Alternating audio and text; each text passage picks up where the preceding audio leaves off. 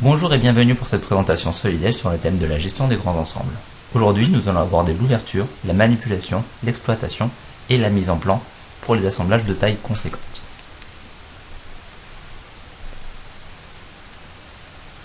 Commençons tout d'abord par l'ouverture, durant laquelle Solid Edge propose d'ouvrir un assemblage en adéquation avec votre besoin. Dès la fenêtre de sélection, un filtre automatique reconnaît la taille de votre assemblage afin de sélectionner les éléments les plus adéquats. Vous pouvez tout à fait revenir dessus afin de choisir le comportement à adopter, en l'occurrence petit assemblage, assemblage de taille moyenne, assemblage conséquent, lesquels proposent ensuite d'utiliser la version simplifiée des pièces, la version simplifiée des assemblages, les pièces disponibles ou indisponibles. Vous pouvez venir dans les options de Solid Edge afin de définir quelle est pour vous votre notion de petit ou gros ensemble. Nous allons pour cet exemple utiliser l'optimisation optimale, à savoir le traitement de grands ensembles en masquant la totalité des composants.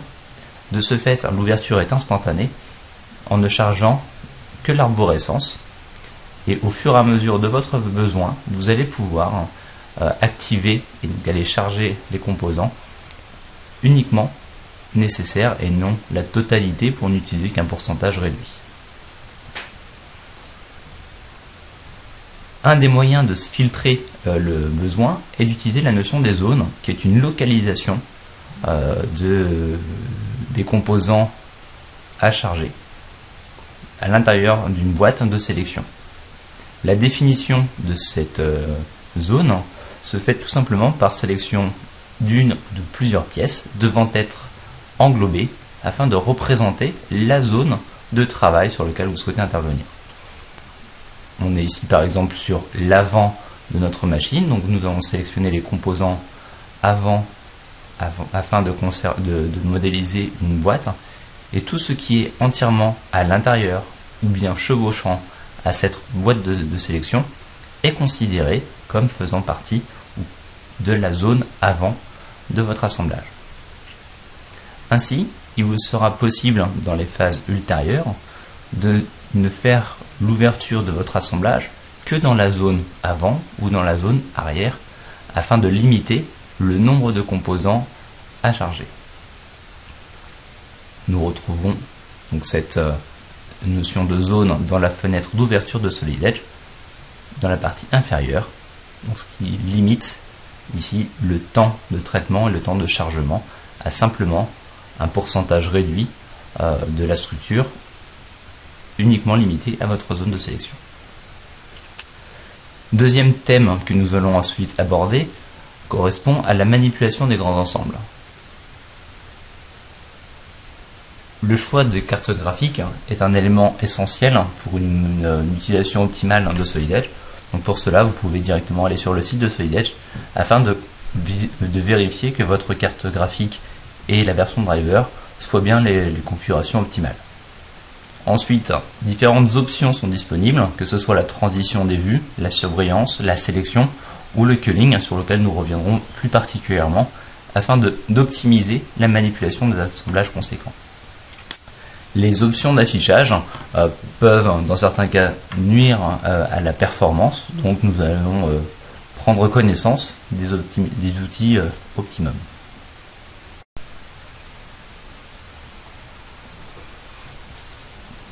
Revenons donc sur notre assemblage.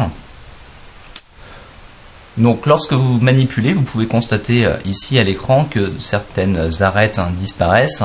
On peut prendre l'exemple du gyrophare par exemple qui dans la phase de manipulation clignote ou se masque.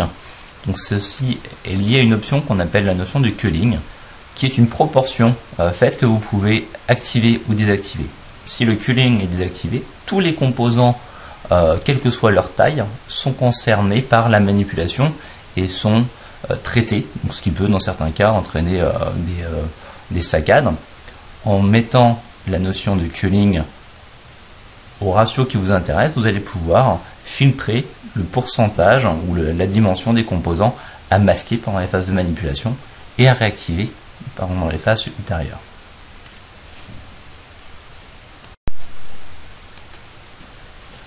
Autre élément essentiel de l'utilisation de l'assemblage conséquent est la simplification. En effet, il est important, lorsqu'on travaille sur l'assemblage conséquent, d'utiliser les pièces et les assemblages simplifiés et tous les outils mis à votre disposition dans Solid Edge. La simplification de pièces ne doit absolument pas être une action curative, mais bien préventive. Elle doit être faite au fur et à mesure de votre conception. Reprenons ici l'exemple de notre assemblage sur lequel on va pouvoir utiliser soit une version simplifiée ou une version modélisée. Comme on a pu le voir dans la fenêtre d'ouverture, il est également possible de choisir dès l'ouverture quel est le mode qu'on souhaite visualiser.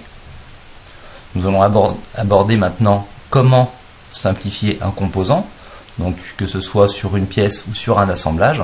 Donc dès la modélisation de votre pièce réalisée, vous allez pouvoir générer une version simplifiée qui se trouve dans la partie outils simplification, laquelle va ramener notre pièce avec l'ensemble de ses détails à une version allégée, donc avec moins d'éléments à traiter, en supprimant par exemple tous les perçages dont le diamètre est inférieur à 200 mm, à 10 mm, débouchant ou non, et ensuite tous les éléments faisant partie de la région ici, donc de la cavité, doivent être supprimés.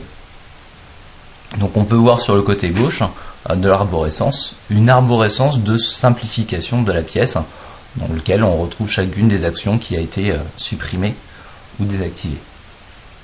Cela ne corrompt en rien les relations d'assemblage présentes dans les perçages, c'est simplement un confort visuel pour les phases de manipulation, d'ouverture et de mise en plan. Donc la pièce reste bien dans son état complet modélisé. Donc si nous reprenons ici notre assemblage, lui aussi utilise notre version simplifiée, reconnaissable par le petit sabot qui se trouve devant l'icône de la pièce.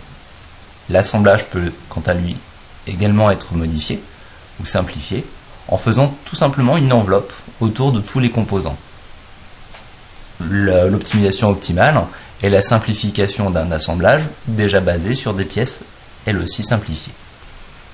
Lors de l'ouverture, en fonction de la taille de notre assemblage, si notre assemblage est de taille réduite, donc petit assemblage utilisera automatiquement les composants modélisés, donc avec tous les détails, donc tous les détails ou toutes les dents de notre engrenage. Or, si on le demande en version grand ensemble, on va optimiser notre ouverture en n'utilisant que la partie simplifiée de notre assemblage. Donc on voit bien ici l'absence des dents de l'engrenage et l'utilisation de la pièce telle qu'on a pu la simplifier préalablement.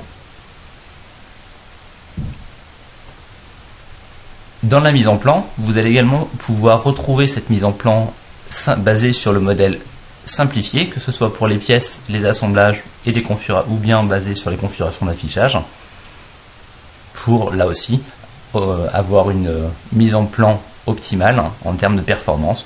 Donc on voit qu'on n'a pas les perçages ou les cannelures sur notre arbre, contrairement à cette version-ci.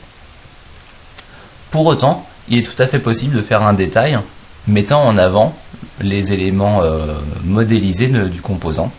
Donc en sélectionnant par exemple la cannelure de notre arbre, bien que celui-ci soit basé sur la pièce dans sa version simplifiée, on va demander d'avoir un traitement différent pour notre détail, pour tirer un meilleur parti de la performance de mise en plan à sa juste valeur en termes de définition.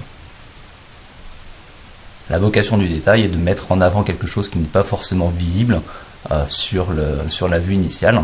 Donc la cannelure n'était pas forcément justifiée sur la vue initiale. Dernier chapitre de cette présentation, la mise en plan.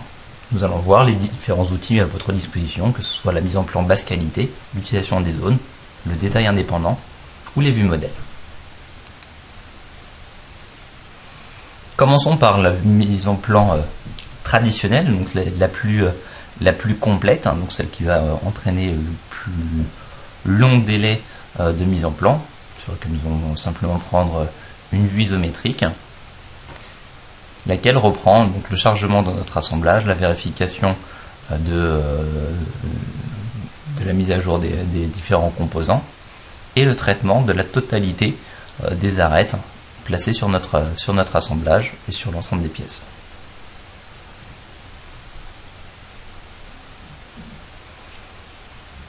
À présent, nous allons pouvoir refaire la même mise en plan basée sur l'utilisation des pièces simplifiées, des assemblages simplifiés, à tous les niveaux ou uniquement basés sur les configurations d'affichage, et en étant ce qu'on appelle en basse qualité, c'est-à-dire que les cercles ne sont pas tout à fait circulaires si on zoome loin dans les détails.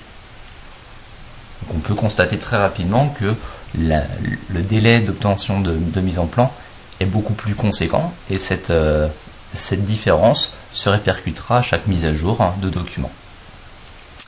Comme nous avons pu le voir dans le chapitre précédent, pour autant, il est possible d'intervenir sur un détail afin de lui porter l'affichage de la totalité des pièces, non pas simplifiées, mais modélisées, pour mettre en avant les détails qu'elle comprend.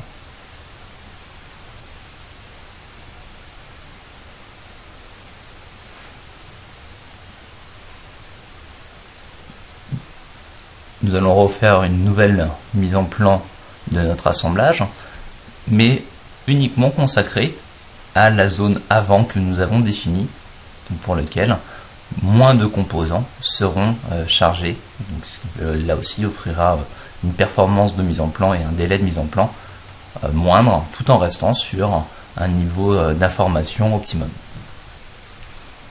Merci beaucoup et à bientôt pour une nouvelle présentation.